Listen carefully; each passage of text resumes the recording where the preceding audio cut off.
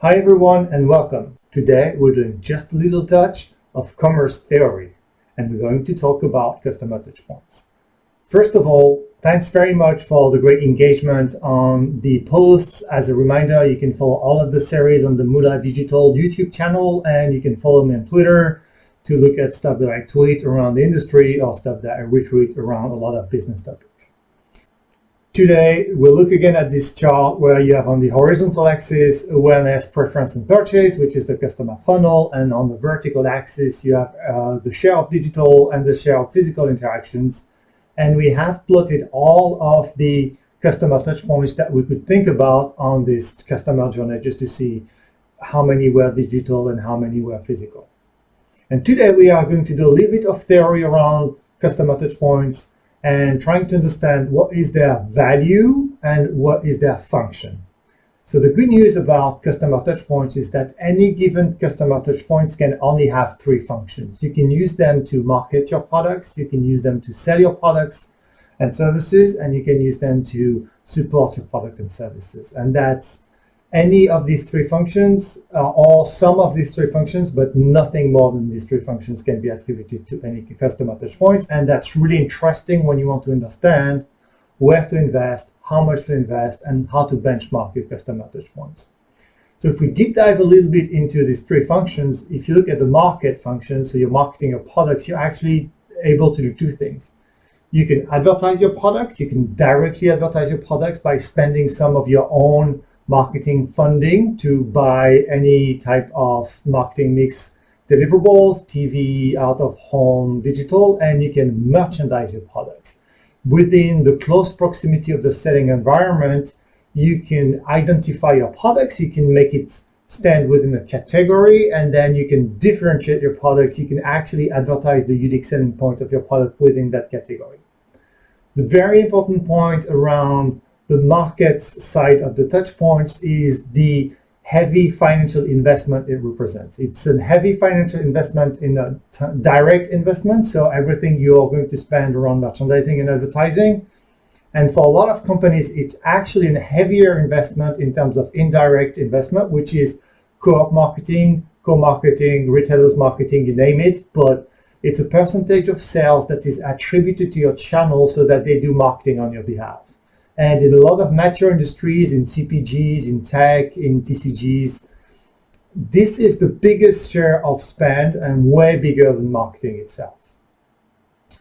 What you want to look for when you want to benchmark your market activities in your customer touchpoint is a normalized ROI. It's a return on investment that you can compare between all of these ways of spending it so that you have the best mix of spend among everything you could do with your limited resources. It's true for your direct investment, it's true for your co-marketing, and it's a very, very P&L impacting activity. So it's incredibly important that you think about finding that normalized ROI or ROAS, return on advertising spend. Otherwise, this can make or break P&Ls literally because the cost of acquiring and retaining customers is quite expensive, and it's getting more expensive as there are more channels for customers to buy. Now, if we look at the selling part of customer touchpoint, where basically what you do, you monetize your offer and you're looking to generate revenue and create transactions. And it might sound simple, it's just about collecting the cash, but you're actually looking to optimize for velocity and access. What do I mean by that? Velocity is you want to make that purchase as frictionless as possible. So things like website with one click to buy, things like customer loyalty cards in physical retail, or things like buy now, pay later, which give access to your product and services offering to more customers. So there's actually quite a lot of activities to do here. And what you're looking at here is really removing the friction and giving access to your offering to as many customers as possible. And there are ways to do this. Now, looking at the third function of customer touchpoints, the support part, you're looking for advocacy. You're looking for customers to be happy about how you've handled the issues with your product and services so that basically they recommend it and you get free marketing out of it, kind of a way to put this. It can be expensive to have a good support model, but if you don't have a support model that works, it can be even more expensive because you're destroying shareholder value because you are getting negative buzz as opposed to positive buzz, and that's very destructive for your product and services. What you're looking for as a KPI is NPS, Net Promoter Scores. You want to know how much people would recommend your offering to other people. You're trying to turn angry customer into happy customer, and then that creates long-term shareholder value. So everything you can do around customer touchpoint is market your products, sell your products, and support your products. The good news is this you can do at any given point of this chart, and then you can use this to benchmark how efficient are every touch points versus the other one and how much investment you should put. So let me give you an example. If you're spending your investment on TV, it's 100% market, it's 0% sell, it's 0% support. It's all about market, and you're looking for an ROI or ROAS, and you want to benchmark this.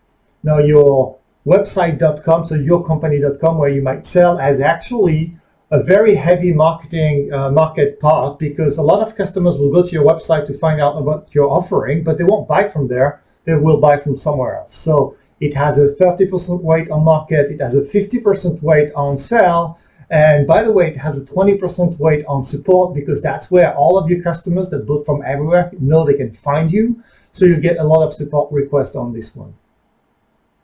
If you want to look at search engine marketing, buying keywords on Google and getting search engine results ranking, it's a lot of marketing. It's 80% marketing, 20% sell. It doesn't do support.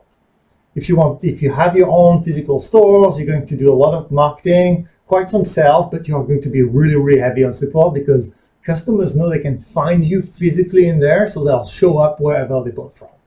So the summary, you can use this matrix of market, sell, and support everywhere. And then if your market has a normalized ROI, if your sell has a normalized monetization velocity, and if your support have a normalized NPS, you can see which one of the points is heavier on what function and how well they perform against each other. So you can identify, do I need to fix things in some customer touchpoint, or do I need to invest more in some customer touchpoint than others? And we are going to use that matrix as we go through social commerce, messaging commerce, physical commerce, and XR commerce down the line, so that we can compare the value of these touch points against each other, and we can normalize our approach to it. So thank you very much for listening, and I'll see you soon for a new episode.